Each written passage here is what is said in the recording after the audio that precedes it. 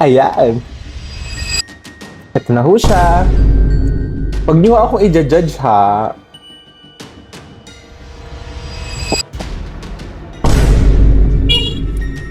Oh.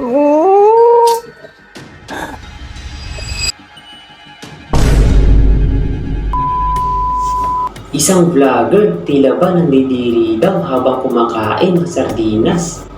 Content nga lang ba ito? O talagang nandidiri siya sa sardinas na kanyang kinain?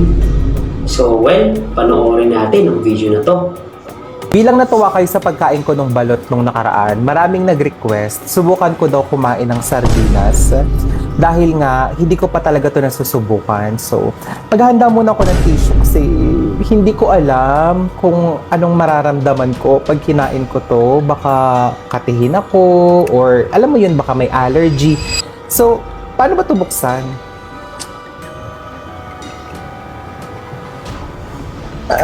Ayun na, bukas na siya. Ayan.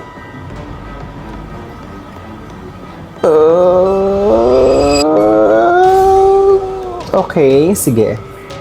Kung mapapansin natin sa video, tila ba parang first time niya kumawak ng sardinas at hindi niya pa alam paano ito buksan.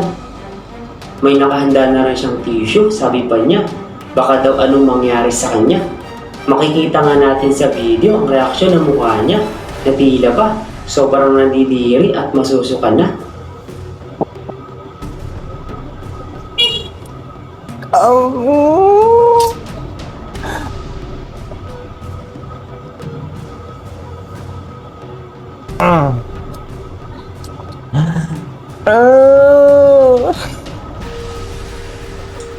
Tandaan, kung isa ka rin mamayang Pilipino na nakaranas na umulam ng sardinas at mapanood mo ang video na to, ano kaya ang mararamdaman mo?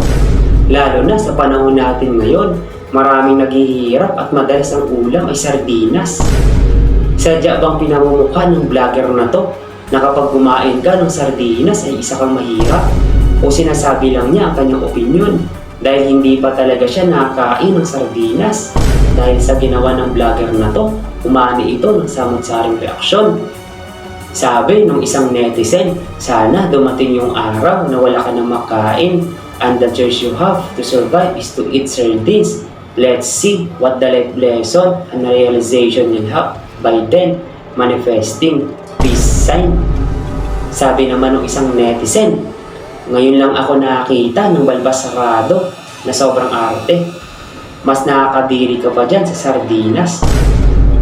Sabi naman ng isang netizen, huwag nyo napansinin ang mga content neto.